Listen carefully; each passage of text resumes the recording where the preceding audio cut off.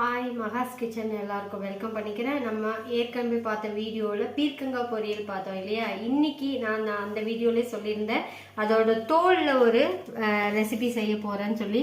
இங்கே பாருங்கள், இந்த தோலை வாஷ் பண்ணி நான் வச்சுருக்கேன். இதை இன்னைக்கு வந்து ஒரு டிஃப்ரெண்ட்டான சட்னி பண்ண போகிறேன். இது வந்து நீங்கள் சூடான சாதத்தில் போட்டு சாப்பிட்லாம், இட்லிக்கு தொட்டு சாப்பிட்லாம், தோசைக்கு அமேசிங்காக செம்ம டேஸ்ட்டாக இருக்குங்க இந்த சட்னி.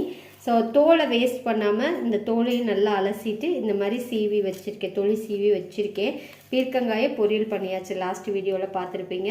அதுக்கு தேவையான பொருட்கள்: பீர்க்கங்காய் தோல், ஒரு 10 சின்ன வெங்காயம் உரித்து வச்சுருக்கேன், அப்புறம் வந்து 3 வரமிளகாய் எடுத்து வச்சுருக்கேன், ஒரே ஒரு தக்காளி பெரிய சைஸு, கருவேப்பிலை வந்து இன்னும் கொஞ்சம் கூட நீங்கள் அதிகமாக போட்டுக்கலாம், நான் ஒரு பிச்சப்பொடி போட்டிருக்கேன், கடலைப்பருப்பு ஒரு 2.5 டேபிள் ஸ்பூன் கடலைப்பருப்பு.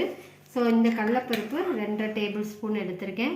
அதே மாதிரி தாளிக்கிறதுக்கு கடுகு, உளுத்தம்பருப்பு, பெருங்காய பவுடர், தேவையான அளவு ஆயில், தேவையான அளவு எண்ணெய் நீங்கள் எடுத்துக்கோங்க, அப்புறம் தேவையான அளவு உப்பு.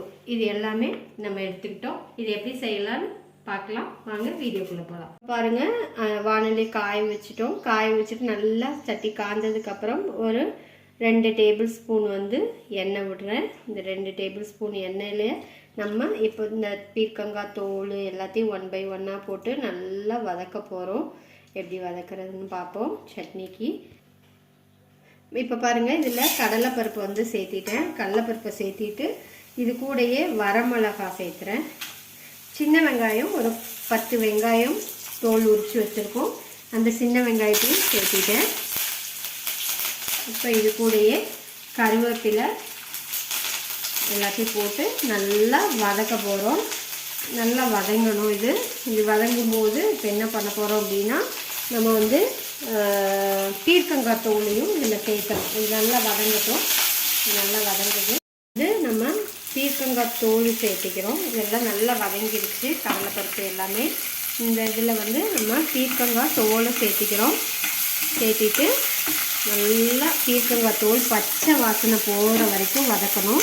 இப்போ இதில் வதக்கும் போதே இது கூடவே என்ன பண்ணணும், தக்காளி வந்து ஒரு தக்காளி சொல்லியிருந்தேன் இல்லையா, அந்த தக்காளி வந்து இது மாதிரி பிசைஞ்சு விட்டுருங்க. நான் எப்போவுமே கட் பண்ணி அப்படியே போடுறதில்ல. அது குழம்பாகட்டும் எதுவாகட்டும் இந்த மாதிரி பண்ணும்போது கைக்குன்னு ஒரு மனம் இருக்கும் இல்லைங்களா, அதனால் அந்த ஒரு டேஸ்ட் வரும். ஸோ நீங்கள் அது மாதிரி ட்ரை பண்ணி பாருங்கள். ஸோ இது மாதிரி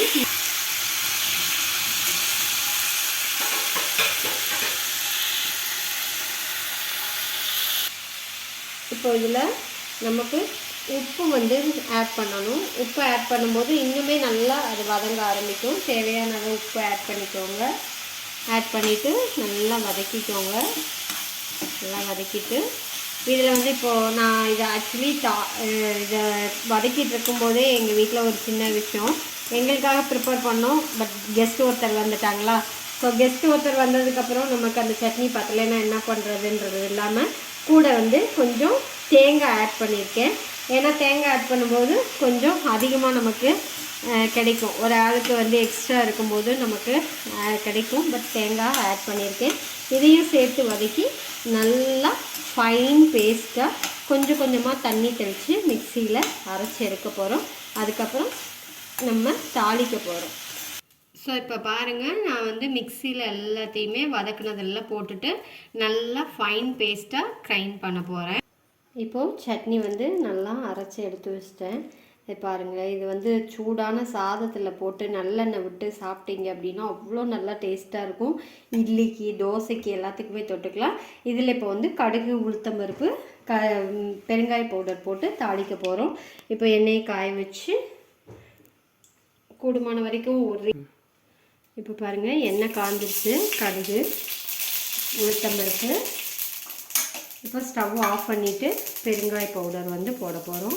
இந்த பெருங்காய பவுடர் போடும்போது நல்ல ஒரு ஸ்மெல் இருக்கும். இதை வந்து நம்ம இப்போது இந்த பீர்க்கங்காய் துவையலில் நம்ம கலந்துட போகிறோம். சட்னிக்கும் சொல்லலாம். கொஞ்சம் தண்ணி ஊற்றிக்கிட்டிங்க அப்படின்னா இட்லி தோசைக்கெலாம் நல்லாயிருக்கும். சாதத்தில் போட்டு சாப்பிட்ற மாதிரி இருந்தால் இப்படியே நீங்கள் கெட்டியாக வச்சுட்டு சாப்பிட்டுக்கலாம். ஸோ உண்மையாக சூப்பரான அமேசிங்கான ரொம்ப டேஸ்டியான பீர்க்கங்காய் தோலை வச்சு ஒரு சூப்பரான சட்னி பண்ணியிருக்கேன். ட்ரை பண்ணி பார்த்துட்டு கமெண்ட் பண்ணுங்கள்.